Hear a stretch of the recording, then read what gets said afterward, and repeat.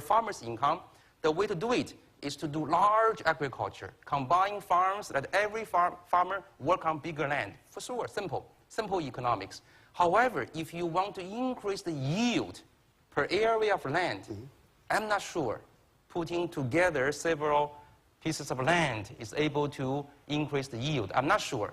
I'm not expert in this area because, very simple, because as it is in the Chinese agriculture as well as in Japanese agriculture, farmers are very intense in their labor. They treat every piece of land as golden land, right? Some land is very, very barren.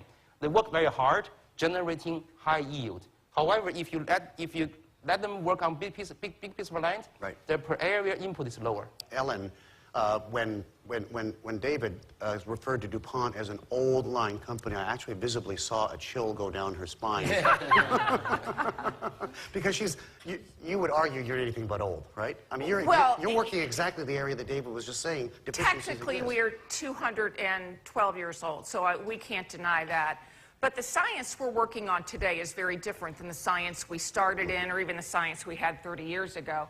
And, you have to bring in the new sciences, biotechnology, nanotechnology, engineering, and material science has changed greatly over the last 20 years, and agronomy. It is a science, it's not an art. And the issue we get into in the small farmers is leveraging the knowledge in education. It is just very hard to do when you have to get it out to such a large number. And so how do you consolidate that knowledge and get the leverage and scale effect off of it to really affect the kind of productivity that you need to see? Right. Yeah, I want to get back to Dr. Lee's points is about aggregating the land. Aggregating the land is the base in order for us to bring technology in.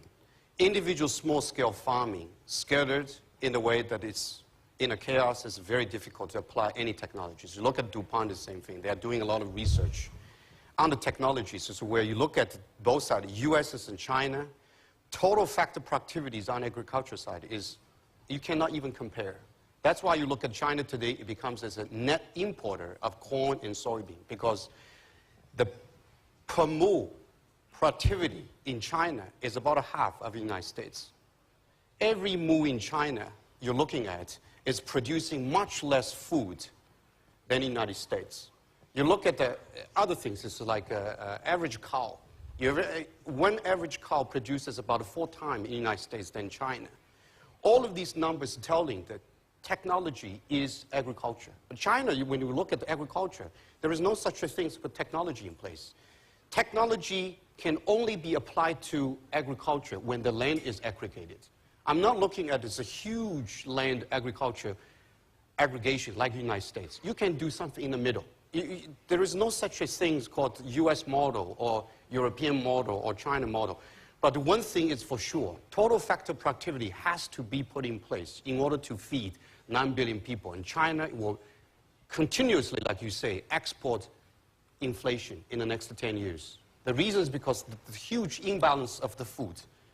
The only way to solve that is to allow the agriculture side to aggregate the land, then in the way that we can then apply technology into it. Let me throw a question out here. I'm really kind of flummoxed that we're talking so in depth about agriculture and farming, because I thought we were going to be talking about growth drivers and which economies are driving the recovery and what new future gadgets and gimmicks and bells and whistles they're going to be. Aren't we simply talking about efficiencies in sustenance for people? I mean, we're not thinking beyond that. But if you'll forgive me, Bernie, this is the low-hanging fruit. Right. This is the stuff that's out there. This is the proverbial 500 renminbi note on the sidewalk. And it relates to something I said earlier, which has been picked up in different ways, which is a lot of your gains in efficiency that matter are about the diffusion of technologies and the adoption of technologies. And Ellen and David keep talking about the education and the pickup. And so agriculture is a very good way to illustrate that. Their best practice has been easier to come by in manufacturing, not that it's easy, but because there is the open global competition in the exports, it's harder to put up barriers to that. But I think you're absolutely right, despite what Edward's real points are and how sizable and important this is, we shouldn't focus solely on agriculture. There are other fields, other sectors. service sectors. Healthcare is another place where a similar sort of process needs to be underway.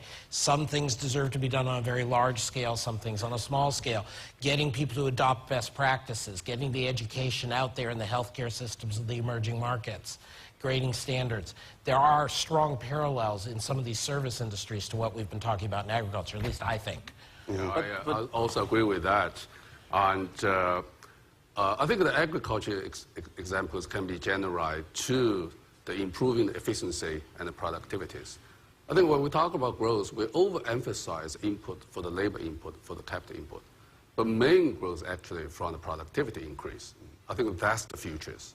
So we have to think about how do we bring the productivity increase not only higher, but more sustainable. I think that's the future of the growth. Okay, we are going to wrap up when we come back. And, you know, as Dr. Zhu was just talking about, really it's productivity gains that define where your future is going. We'll talk about harnessing productivity through technology and talent when the show continues.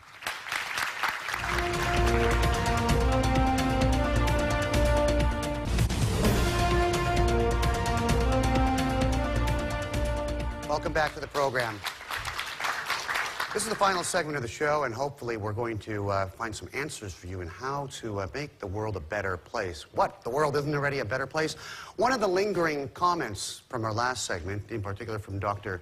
Zhu, kind of struck me and lingers a bit in my gray matter, and that is, even in this day and age, there is so much labor intensivity, is that a word?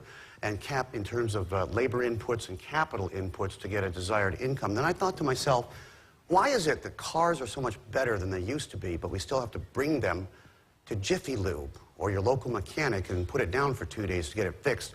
When our computer crashes, it's supposed to make our life easier, right? But then we have 3 IT technicians trying to sort what our problem and where the bugs and the malware and the spyware is. So let's talk, panelists, in this final segment about harnessing human skill sets and technology in order to capture those kind of productivity gains. They're going to lead us forward. Who wants to start on this one? I thought agriculture may not be the ideal example for us to discuss, even though we have 2 experts in agriculture. Because of 2 things, okay?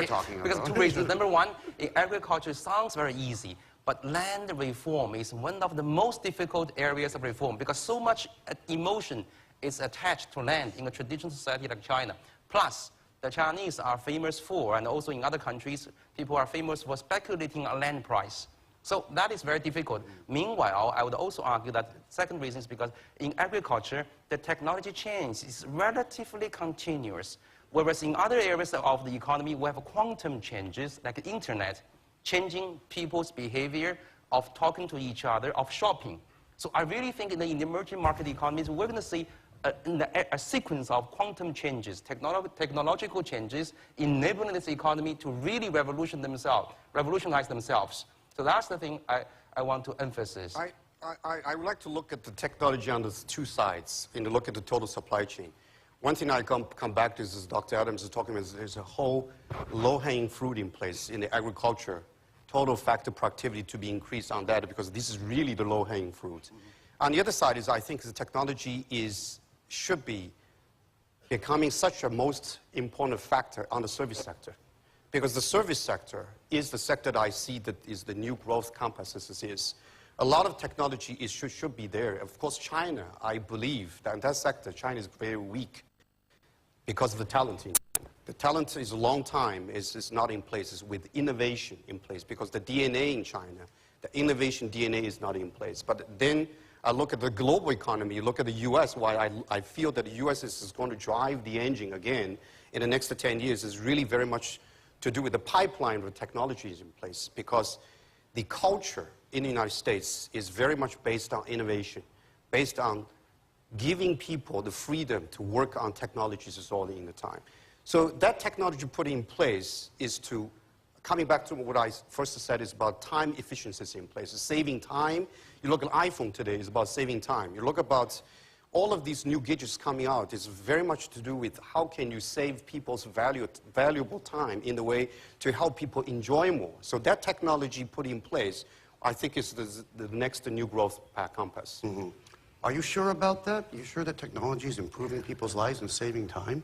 Absolutely. Look at you look at today. You look at your iPhone, organizes everything for you, right? So in Yeah, but Not people are, my case. people are Not- playing not my Candy case. Crush Oh, instead of a actually pro and a learning con, how to right? make Two things sides, better, but- though. Ellen, I'll give you a different example, so we'll get off my kids not being able to pry the iPhone out of their hands. You think about time and people working in cities and not a lot of time. Nobody prepares elaborate meals except on special occasions. So ready to eat is becoming more important.